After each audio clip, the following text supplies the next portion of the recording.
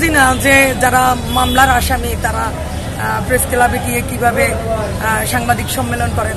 যে আমাদের বিরুদ্ধে অপপ্রচার করছেন উনি 1 নম্বর যুগ্ম আহ্বায়ক, বিএনপির নেত্রী যুগ্ম আহ্বায়ক, সে তার নিজের আইডি থেকে এই নিউজটা বারবার শেয়ার দিচ্ছে। এই ঘটনার সাথে যদি আমাদের 1% সম্পৃক্ততা কেউ পায় বা একটু সম্পৃক্ততা পায় তাহলে আমাদের দল থেকে ব্যবস্থা নিতে হবে। আমরা নিজেই স্বেচ্ছায় দল থেকে ছেড়ে দেবো। এটার সাথে এই ষড়যন্ত্রের সাথে আমি জড়িত না।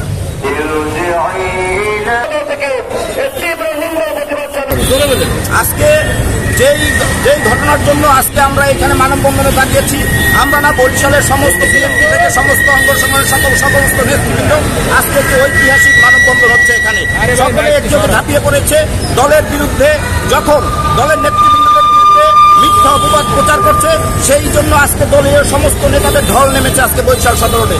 আজকে আমরা মনে করি আমাদের বিরুদ্ধে যে ষড়যন্ত্র শুরু হয়েছে এই ষড়যন্ত্রের এখানে সমাপ্ত হওয়া উচিত। কেননা আজকে দলের ভালো জায়গায় থেকে, দলের পোস্টে থেকে দলের বিরুদ্ধে যে নিউজ, সেই নিউজ যে শেয়ার দেয় তাদেরকে আমরা মনে করি এই ঘটনার সাথে সম্পৃক্ত, তারাই সম্পৃক্ত।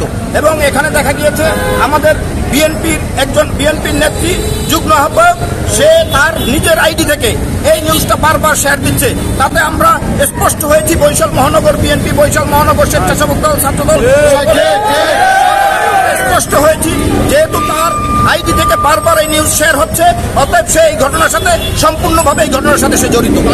আমরা এখানে ডকুমেন্টারি বিষয় যে একটি আপনারা বলেন, আপনারা আজকে এখানে সাংবাদিক বৃন্দ রয়েছেন, নিজের দলের নেতাদের বিরুদ্ধে, নিজের দলের বিরুদ্ধে কেউ অপপ্রচার করতে পারে কিনা?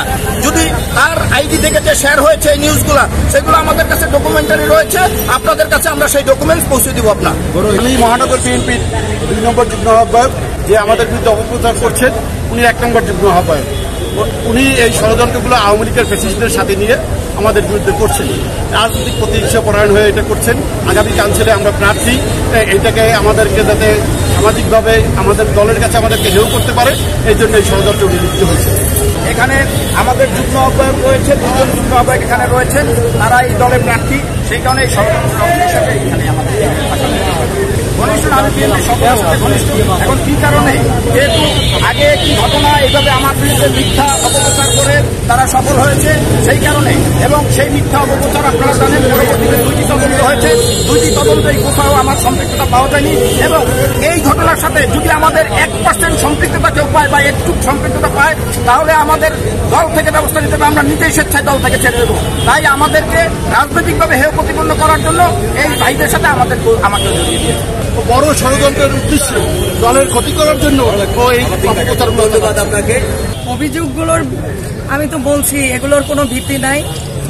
আর আমার বিরুদ্ধে যে এটার সাথে এই ষড়যন্ত্রের সাথে আমি জড়িত না, সেটা আপনারা দেখেছেন। এটার সাথে কিভাবে আমি ষড়যন্ত্রের সাথে জড়িত। আর যারা এই অভিযোগ দিচ্ছে তারা তো আগেরও একটা অভিযোগে তারা এখন স্থগিত পদ, তাহলে সেই অভিযোগগুলো কিভাবে আসলো? তারা তো আগেও এরকম দেখছি আমি, তারা এরকম মামলা খেয়েছে। আমি বুঝি না যে যারা মামলার আসামি তারা প্রেস ক্লাবে গিয়ে কিভাবে সাংবাদিক সম্মেলন করেন, সেটাও তো একটা মানে কেমন একটা বিষয় না? সে তো মামলার আসামি এবং তার বিরুদ্ধে হাইকমান্ড ব্যবস্থা নিচ্ছে, কেন্দ্র ব্যবস্থা নিচ্ছে এবং 3 মাসের স্থগিতাদেশ আছে।